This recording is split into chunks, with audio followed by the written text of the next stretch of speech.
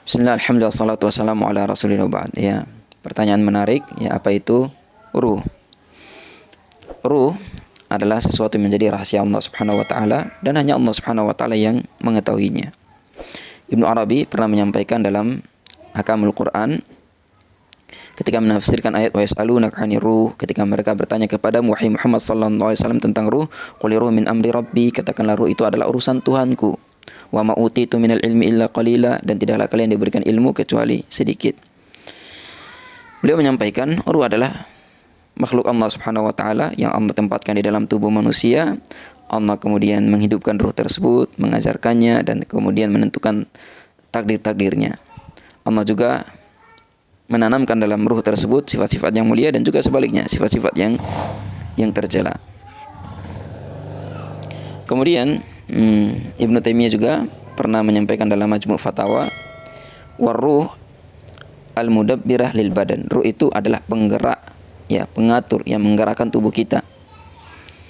Yang ruh itu akan berpisah dengan tubuh kita ketika memang tibanya waktunya wafat.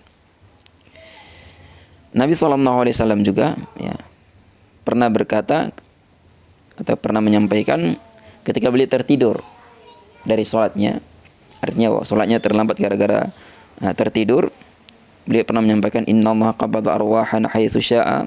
Allah Subhanahu wa taala menahan jiwa kita atau mengambil jiwa kita kapan saja Allah kehendaki, waradda haitsu syaa, dan juga mengembalikannya. Ingat, mengembalikannya, bukan berarti orang meninggal dan kemudian hidup lagi. Artinya orang yang tertidur yang tadinya diambil ruhnya kemudian dikembalikan lagi. Dan di dalam Al-Quran juga Allah Subhanahu wa taala katakan, Allahu yatawaffal anfusa hina mautiha. Allah yang mewafatkan sebuah jiwa yang kalau sudah tiba waktunya. Walati lam tamut, dan juga mewafatkan sebuah jiwa atau mematikan yang belum memang tibanya mati, ya. Fi manamiha, dalam ketika dia tertidur. Ya, ketika dia tertidur. Fayumsikul lati qada 'alaihal maut, dan Allah Subhanahu wa taala mengambil yang sudah tetap kematian atasnya ketika dia tertidur tadi, sudah tidak kembali lagi, tidak bangun lagi. Wa yursilul ukhra ila ajali musamma, dan kemudian mengirim atau mengembalikan ruh orang yang tertidur tadi, ya, ila ajali musamma, sampai waktu yang ditentukan, ya.